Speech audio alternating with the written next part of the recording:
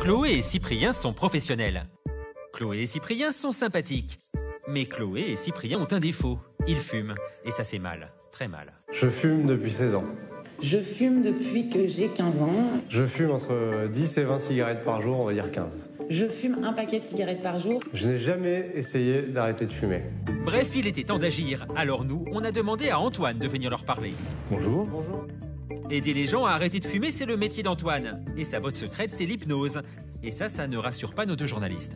On pourrait peut-être nous faire faire n'importe quoi sous hypnose. Alors c'est important, non, on ne peut pas faire n'importe quoi sous hypnose. Quand vous voyez par exemple de l'hypnose de spectacle, où les gens font des choses quand même assez extravagantes, c'est parce qu'il y a une forme de consentement inconscient. Il y a la scène, il y a la pression du public, du contexte, on a quand même envie de ne pas décevoir. Alors que là, on va faire un travail intérieur qui est pour vous, centré sur vous, qui n'a rien à voir avec ça. Et après, on va plus se souvenir de ce qui s'est passé. On confond parfois avec le fait d'être inconscient. Ouais. C'est-à-dire le fait d'être en quelque sorte dans les vapes, dans les pommes, ou de ne pas s'en souvenir, exactement. etc. Hypnotiser deux personnes en même temps sous l'œil de notre caméra, c'est le défi qu'Antoine a accepté de relever.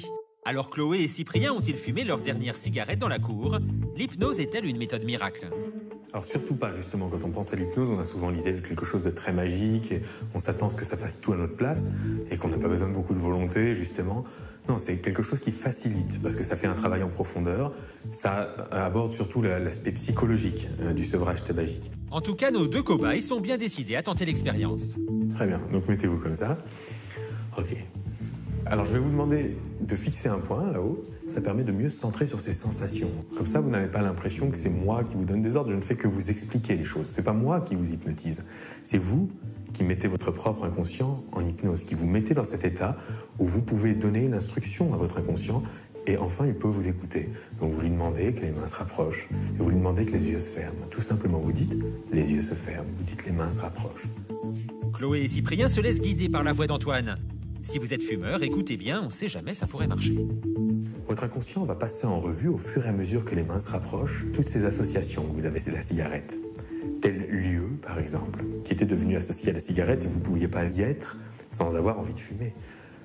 Telle personne avec qui vous aviez l'habitude de fumer et puis vous ne pouvez pas la voir sans avoir envie de fumer. Tel moment de la journée qui était vraiment très associé pour vous au fait de fumer, toc, ne sera plus. Vous pourrez vous retrouver par exemple devant un paquet de cigarettes et pourtant ne pas avoir envie de fumer. Face à un fumeur et pourtant ne pas avoir envie de fumer. Et donc tout ça se met en place.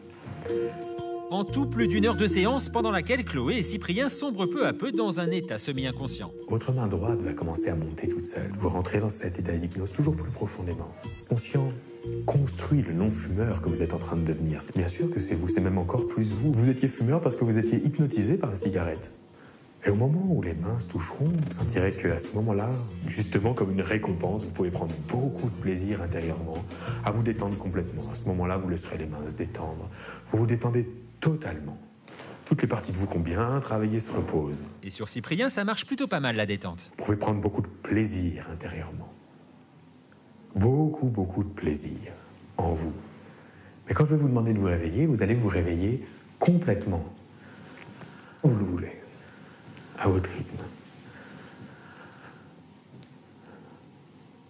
Ah, très bien. Quelle jolie synchronisation.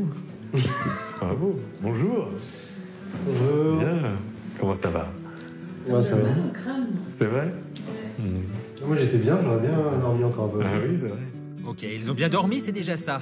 Mais bon, tout ça, c'était dans un but précis. Alors ça donne quoi? Là, quand vous pensez à une cigarette, par exemple, ça vous fait quoi? Ça vous donne envie? Vous vous rendez pas compte? Il faut voir après. Hein. Là où je suis un peu pervers, c'est que j'ai envie de fumer par curiosité. Par curiosité. Ouais. C'est normal, on peut avoir envie de tester. Vraiment, en quelque sorte. ouais, j'ai envie de tester pour voir si ça va me plaire ou pas là. Pour eux, passer près de 2 heures sans fumer, c'est déjà un exploit. Mais pas sûr qu'ils soient tous les deux définitivement débarrassés de leur addiction. Non, évidemment, ça marche pas à tous les coups. On a des très bons taux de réussite. Mais cela dit, on travaille avec l'humain, donc c'est pas une science exacte. Chaque personne est différente, chaque personne a des motivations différentes, fonctionne de façon différente. C'est pourquoi, en général, on travaille souvent sur une base de 2 ou 3 séances. Alors, grâce à l'hypnose, vous avez arrêté de fumer?